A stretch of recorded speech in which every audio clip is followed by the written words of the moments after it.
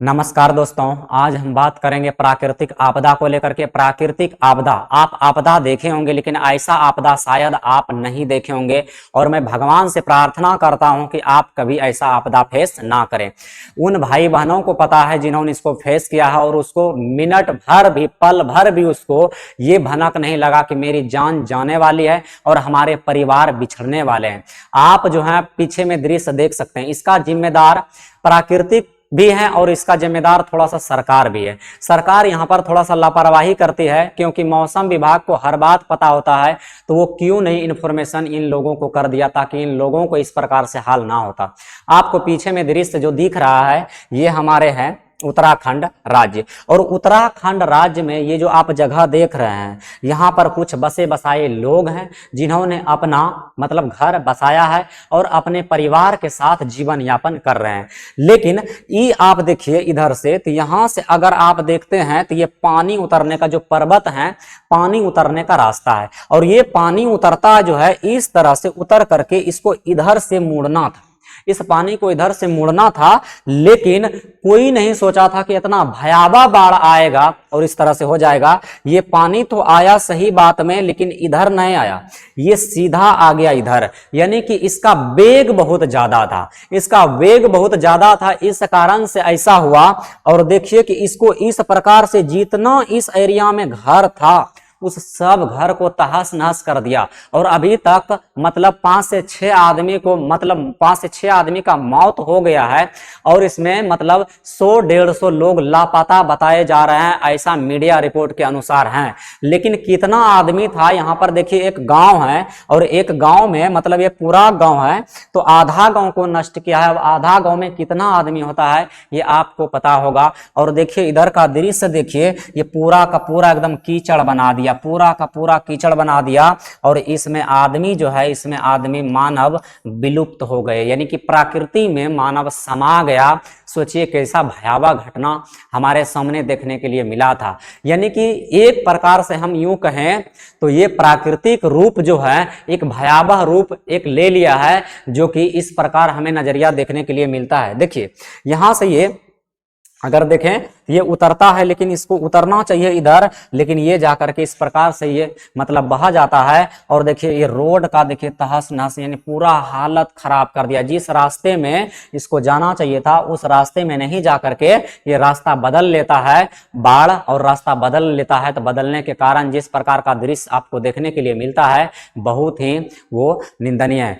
ये घटना है कहाँ का? सबसे पहले देखिए उत्तराखंड में एक जिला होता है, उत्तराखंड में जिला है उत्तराकाशी जिला। उत्तराकाशी जिला ये पूरा जिला है, तो उत्तराकाशी जिला में ही इस प्रकार का घटना घटा है जो उत्तराखंड के अंतर्गत आता है। तो उत्तराखंड के उत्तराकाशी जिला में जो गांव है उस गांव का नाम है धरली गांव, ठीक है ना, उस गांव का नाम है धरली गांव। और इसी धरली गांव में इस प्रकार का प्राकृतिक भयावह घटना घटा है और हम आशा करते हैं कि हमारे जो एनडीआरएफ के टीम है वो जल्द से जल्द इन भाई बहनों को, माता पिता को भैया जल्दी से जल्दी निकाल दे। तब तक हम आगे बात करते हैं। देखिए कहता है घटना का संक्षिप्त विवरण क्या है। विवरण जो है कहता है दिनांक ये 5 अगस्त 2025 को उत्तराकाशी जिले में विशेषकर जो धरली गांव है, धरली गांव में इस प्रकार का भूस्खलन देखने के लिए मिला। भूस्खलन कब होता है? तो भूस्खलन एक तो जोरदार बारिश के कारण होता है, दूसरा जो भूस्खलन होता है वो एक बहुत ज्यादा भूकंप की मात्रा के कारण होता है, यानी तीव्र गति का भूकंप, यानी कि 6 पॉइंट कुछ ज्यादा होता है तो मतलब भूस्खलन संभव है। दूसरा बात बताया जा रहा है कि बादल का फटना, यानी कि जो बादल फटा, बादल फटने से मतलब बहुत ज्यादा पानी फ्लो कर गया और वही पानी बदल करके जो है वो नीचे कहर बन के वो रोड के रास्ते, उसको मतलब नाला जो उसका रास्ता था उस रास्ते से आना चाहिए था, लेकिन उस रास्ते से नहीं आया, वो रास्ता बदल लिया। क्यों बदल लिया? क्योंकि उसका वेग बहुत ज्यादा था। सबसे पहला देखिए कहता है बादल फटता है तो बादल बनता कैसे, थोड़ा सा इसको समझिए। बादल बनता है फिर बादल फटता है। तो बादल बनता कैसे, आपको ये दिख रहा होगा समुद्र, ठीक है, आपको समुद्र दिख रहा होगा। क्या होता है कि सूर्य का प्रकाश आता है समुद्र में, ठीक है, आप पढ़े भी होंगे 9th 10th में इसको पढ़े भी होंगे। सूर्य का प्रकाश जो होता है हमारे समुद्र में ये आते हैं, ये क्या करता है, ये जल का वाष्प बनाता है, तो जल को गर्म करता है। तो जल देखिए, जब भी कोई पदार्थ गर्म होता है तो वह ऊपर की ओर, यानी उसका जो होता है मतलब डेंसिटी वो घट जाता है। तो डेंसिटी इसका जल का घट जाता है, ये जल जो है वाष्प के रूप में ऊपर चल जाता है, और वाष्प के रूप में जब ऊपर जाता है तो जैसे जैसे ऊपर जाएगा तापमान घटेगा। तो तापमान घटने से ये वाष्प क्या होता है, बूंदा बूंदा रूप ले लेता है, ये बूंदा बूंदा रूप ले लेता है और इस प्रकार से बादल का निर्माण कर देता है। और यही बादल जब हवा से टकराती है या किसी पहाड़ से पर्वतों से टकराती है तो उस प्रकार से क्या होता है, बारिश होती है। तो बारिश होने का संभावना इस प्रकार होता है। लेकिन बादल देखिए फटता कैसे। अब देखिए ये पहाड़ है और पहाड़ क्या होता है, ऊंचा होता है। तो पहाड़ ऊंचा होता है और पहाड़ ऊंचा होने के कारण जो बादल है उसमें तेज हवाएं चलती हैं। तो बादल जो है ऊपर में तेज हवाएं जो चलती हैं, तेज हवा चलने के कारण ये बादल मतलब कि बेहटास जमने के क्रम में बादल टकरा जाते हैं। और टकराते हैं तो वही पानी टकराने के क्रम में जिस समय टकराता है जोर से, उसी जगह वो पानी गिर जाता है। यानी कि एक ही साथ मतलब पानियों का गिर जाना ही बादल का फटना कहते हैं। आप फिगर में देख सकते हैं, इस प्रकार से आप देख सकते हैं बादल इस प्रकार से फटता है। यानी कि एक ही साथ पानी का, बहुत ज्यादा पानी का एक ही जगह पर गिर जाना बादल का फटना कहते हैं। और यही जो है मतलब उत्तरकाशी जिले में जो हिमालय की द्रोणी से ये आती है, जो हिमालय पर्वत से टकराया और टकराने के कारण कहता है कि इसका जो पानी है ये बहुत ज्यादा मात्रा में उत्तरकाशी जिले में आ गया और उस गांव को ले डूबा।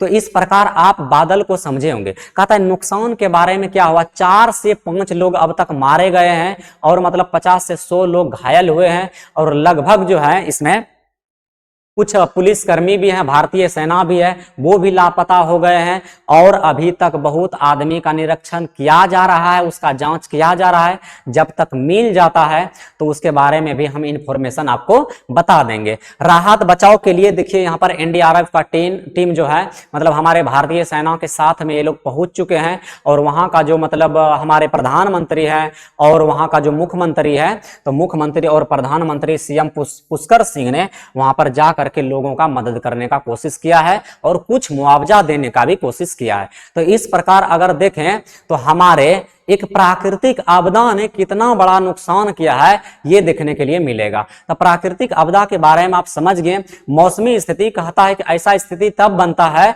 जब मतलब एक पूर्ण यानी कि भविष्य में कभी भी पूर्वानुमान लगाया जाता है कि क्लाइमेट चेंज हो गया है। तो क्लाइमेट चेंज के कारण ऐसा घटना होता है, क्योंकि क्लाइमेट चेंज होता है ना, तो आपको पता है कि जब भी क्लाइमेट चेंज होता है तो क्लाइमेट चेंज से क्या होता है कि जिस समय में बारिश 100 सेंटीमीटर देने का होता है, कभी कभी 200 सेंटीमीटर दे देता है और 200 सेंटीमीटर की जगह कभी कभी 100 सेंटीमीटर दे देता है। तो ये वर्षा का औसत जो है ये घटते बढ़ते रहता है। तो ऐसा अनुमान लगाया जा रहा है कि क्लाइमेट चेंज के कारण हुआ है, यानी कि मौसमी परिवर्तन के कारण ऐसा घटना हुआ है। तो हम इस बात को आपको बता रहे हैं और इसमें गलती थोड़ा सा देखिए कि हमारे जो मौसम विभाग के लोग हैं उनका भी गलती है। अगर आपको हर चीज पता था तो वहां का लोगों को अलर्ट करवाना चाहिए था, क्योंकि इस प्रकार का जान कब तक जाएगा। देखिए अगर उसको अलर्ट करवा देते हैं, उस एरिया को अगर खाली करवा देते हैं तो घर लोगों का जाता, लोगों का जान नहीं जाता, लोग अपने परिवार से नहीं बिछड़ते। तो यह काफी निंदनीय घटना और भारत सरकार को इस पर विशेष ध्यान देने की आवश्यकता है। ऐसा कई बार घटना हो चुका है। ठीक है, तो आशा करते हैं कि इस वीडियो के माध्यम से आप थोड़ा सा बातों को समझे होंगे और इस वीडियो को थोड़ा सा आप जो है सपोर्ट कीजिए और देखिए और समझिए। और अगर किसी टॉपिक को अगर आप नहीं समझते हैं तो कमेंट में बताइए, कोई शब्द आप नहीं समझते हैं तो बताइए कमेंट में, तो हम बात करेंगे, उसमें समझाने का प्रयास करेंगे और इसी प्रकार से अन्य वीडियो लाने का प्रयास करेंगे। तब तक धन्यवाद, जय हिंद, मिलेंगे नेक्स्ट वीडियो में।